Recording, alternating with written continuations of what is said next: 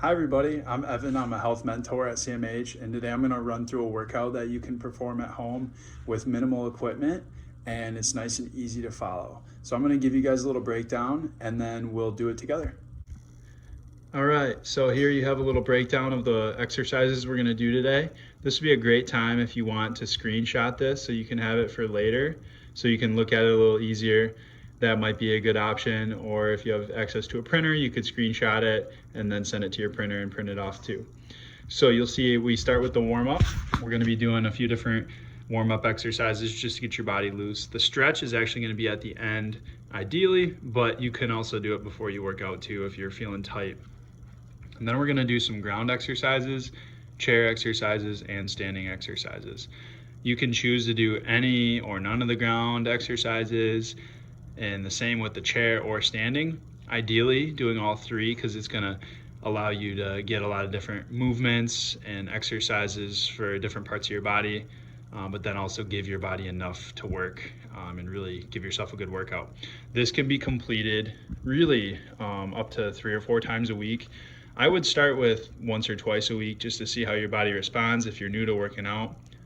But for those of you that have done a lot of exercise in the past, this could be something you could get used to a little quicker and do more often if you want. I would stick with these reps and sets here. You'll see the plank would be 30 seconds versus something like a, let's say like a Superman exercise would actually be repetitions. That means you do 12 of them up to 20 and then take a break. With this, it's a circuit, so you can do this one time and call it quits, or you can go through all these and then redo them, or you can do the ground multiple times, then move to the chair and do those each a couple times, and then the standing a couple times. For the workout today, we're just going to be doing a rundown of all of these in order, and then you can choose to redo the video or do it on your own. All right guys, so first we're going to start with the warm-up. The biggest thing with the whole workout is you want to just make sure there's space for you, that you're not going to bump into something or trip or lose your balance. So what I would probably want to do is get rid of this chair. So right now it's not needed, just to make sure I'm having plenty of room. So to start, we're going to go spinal twist first. Now you have a couple options. You can rotate with your arms, or you can fold your arms and rotate left and right as well. Stay controlled. Notice my hips aren't moving, so I'm staying nice and strong through my hips. You can go wider with your stance if you want. You can let your arms move a little extra if you want. Go based on how your back feels. I usually start slow and work my way a little faster as I go.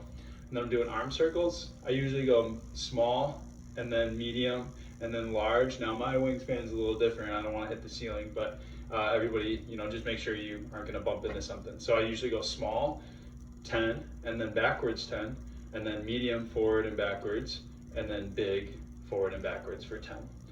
After that, I'm going to do butt kickers and high knees. So we're doing butt kickers. I like to keep my knees back. Trying not to let them come forward here. I like to keep them in line with my body so that my hamstrings are strong too. So I'm doing butt kickers. Really, I do about 10 per side, 30 seconds worth, and then high knees after that. You can either actually go in place high knees, or you can just march. When I do that, I'm not rounding my back. I stay nice and tall when I'm marching. And then after I do my marches, I'm doing side to side steps. So everybody is going to look a little different. I like to go kind of get a stretch through here, and then gather and step. Or some people, you kind of step, step, step, step, whatever kind of gets your feet working. So again, you can do a stretch and then switch, stretch, kind of like a lunge, or just kind of getting your legs moving left and right. That's also a great option. So again, we got spinal twist, forearms out, arm circles, forward and backwards, butt kickers, high knees, and then side to side. We move. All right, now we're gonna go to the ground exercises. It's gonna take some, of course, being on your back, and it might be a little painful for people's tailbones. So if you have some padding, that'd be ideal, whether it's carpet or some kind of mat. As you can see here, I have a mat. I got this at Five Below. It's a puzzle mat, and you just put them together. You can buy multiple pieces. I have 4 of them, and it takes up plenty of space. So I usually just use it for my butt. It saves me from being in pain when I do these exercises. So first we're gonna start with traditional plank. You have a couple variations. You don't need the mat for this one if you don't want, but you can use it depending on what kind of plank you're doing. So if you're starting with an elbow plank, the mat's great for it. Or if you're doing a push-up plank, you might want to go a little wider with your hands, which is okay. So push-up plank, just push-up position, making sure you're holding your plank. If you need help with this, if this is a little hard, you can elevate by going on like a countertop, or you can do this. So you can start, practice holding, come back down. Hold for as long as you can, come back down. The same thing goes with elbow plank. So you can start in this position, bring your butt up, hold, come back down. Hold, come back down. You can go 1 foot up, or 1 leg up, the other leg up. That's an option as well. You're gonna do that for 30 seconds. Then we're doing a toe tap down. So you're gonna go on your back for this one.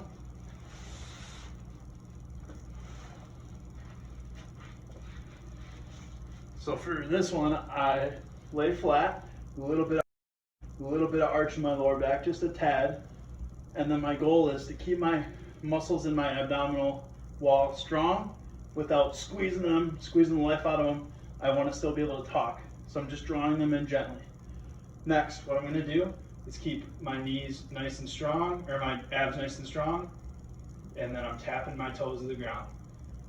Tapping my toes to the ground.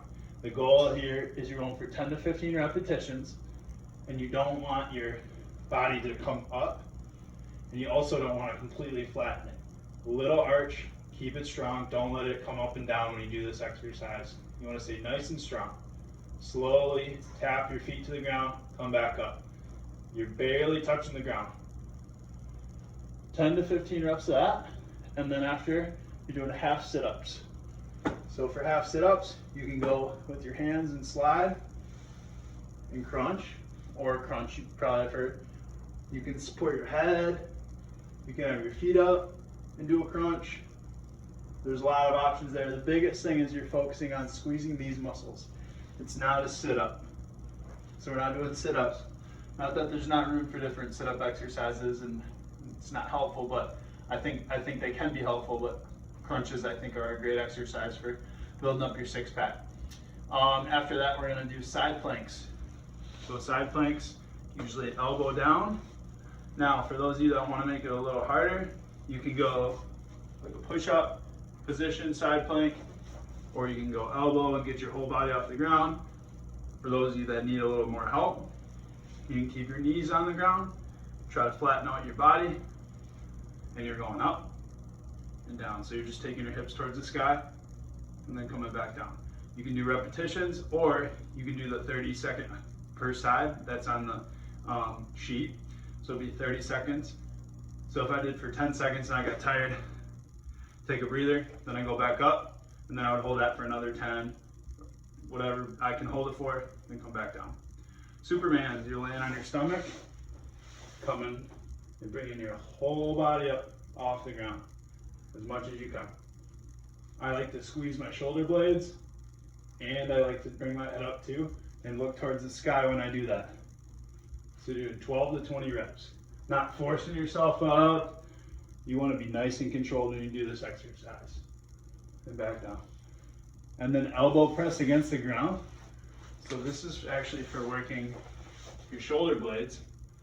So what I do is I'll lay here on the ground, and then I'm pressing my elbows down hard into the ground like I'm pulling something. So I push hard, relax. Push hard, relax. You're gonna do that for 10 reps, nice and hard, holding that position. The goal is to really get activated through these muscles. You guys are gonna pull out the chair, and we're gonna do a few exercises on the chair.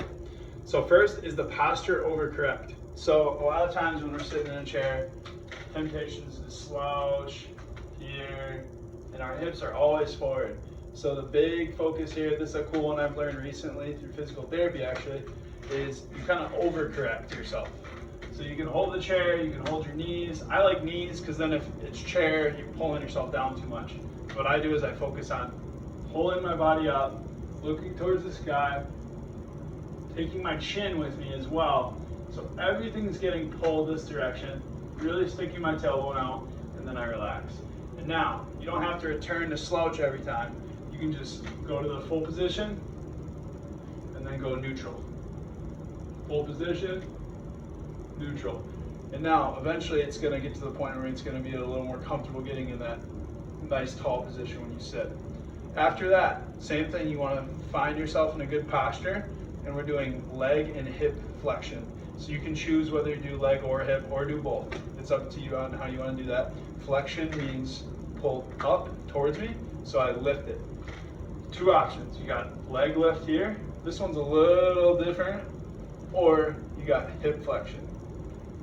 Not a huge range of motion because different people are tight and different mobility issues.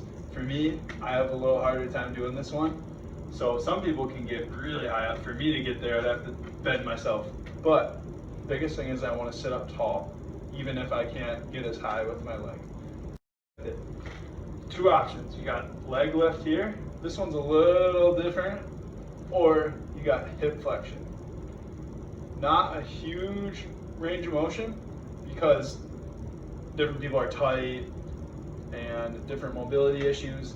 For me, I have a little harder time doing this one. So some people can get really high up. For me to get there, I'd have to bend myself.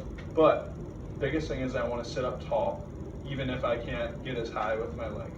So I sit tall, I pull it up, come back down.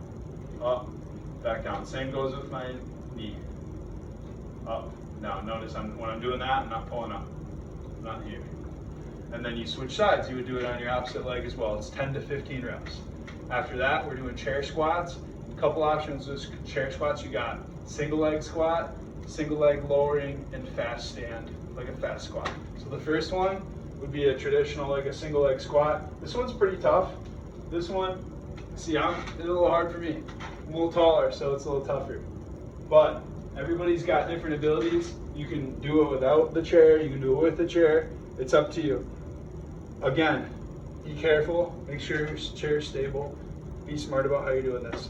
The next one is you could do a single leg lower, coming down, and then you can stand with both if it's too hard to stand with one leg. That's the second option. Of course, do both legs. You're doing 10 plus reps there.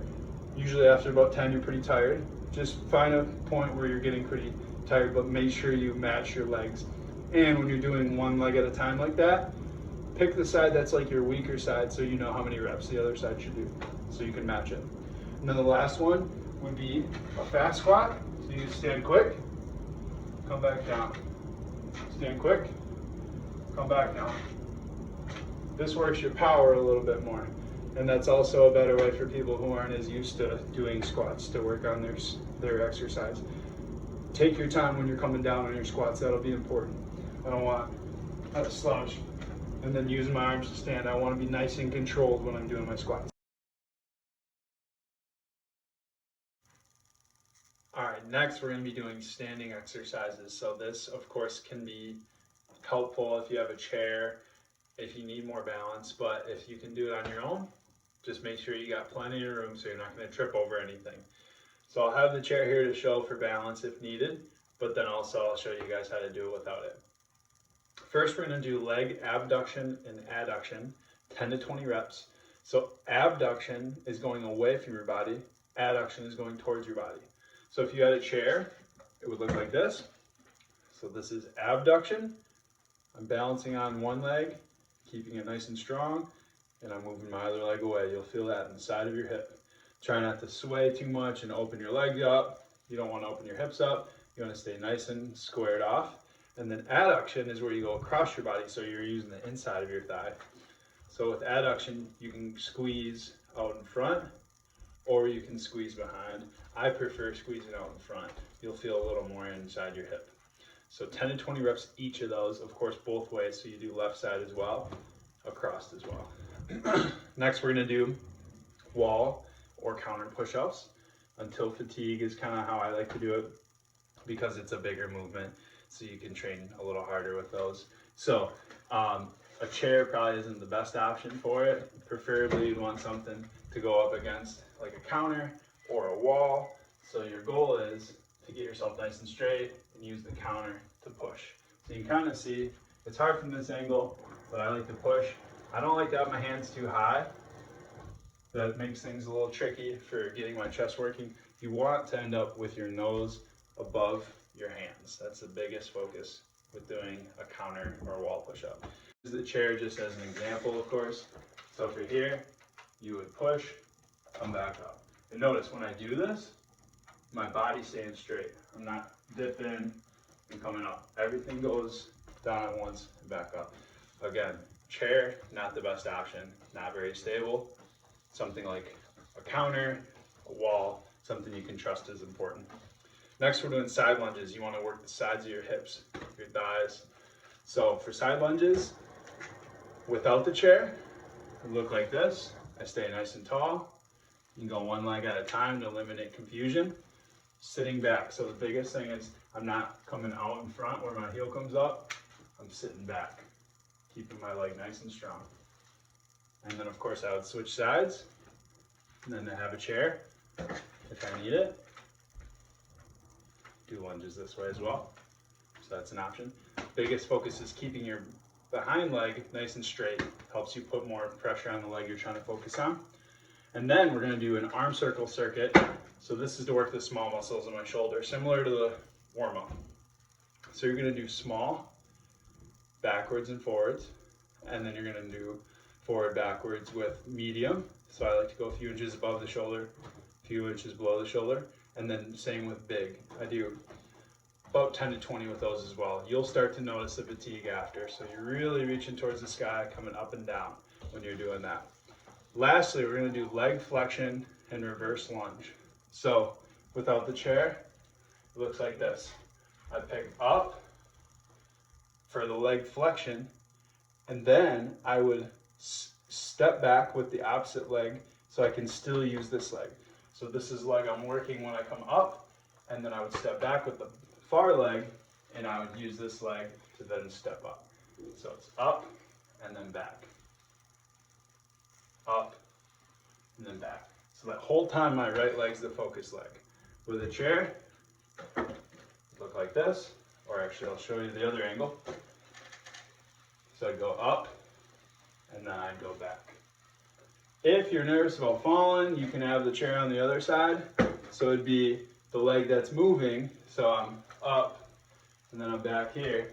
If I feel more balanced this way, I can do it that way as well. 10 repetitions. Now lastly, we're going to be doing the stretch. So it's important to stretch when we're done working out, doing any kind of exercise. It helps your muscles relax, gets them a little lengthened, helps your body relax, and it helps recovery as well.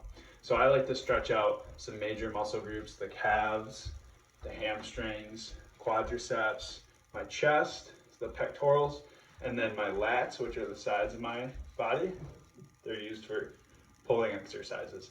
So for calves, first I like to find a wall, and then I step my 1 foot back, and then I step my heel all the way to the ground. The biggest focus here is you want to keep this leg nice and straight, so then you can slide that heel back and keep your weight forward. You'll notice a stretch on the top of your calf. You hold that. Again, all these stretches for at least about 10 seconds. I like to do about 20, maybe even a multiple set. So I would stretch one side 20, the other side 20, then maybe repeat it if I was still tight. After that, we're going to do hamstring. So hamstring, couple options. Good chair. Again, pick a sturdy surface if you can. So have a wall, something you can balance on.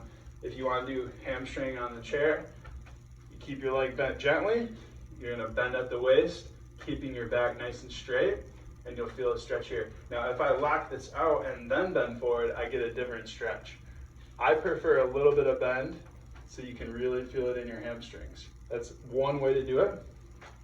Another way to do it is you can slightly bend here in your knees and then straighten your legs out, keeping your chest forward. So notice I don't shoot my legs back because then I don't get a stretch.